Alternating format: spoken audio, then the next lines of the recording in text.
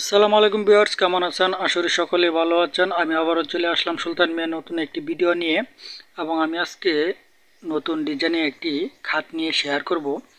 এই খাটটি তৈরি করা হয়েছে মেহগনি গাছের কাঠ দিয়ে, সার কাঠ দিয়ে, ভালো কাঠ দিয়ে তৈরি করা হয়েছে। এই খাটটির নাম সিনি বক্স, এবং এই খাটের ডিজাইনটি স্যাম্পল ডিজাইনের মাঝে আমার কাছে খুবই সুন্দর ভালো লেগেছে, তাই আপনাদের সাথে শেয়ার করছি।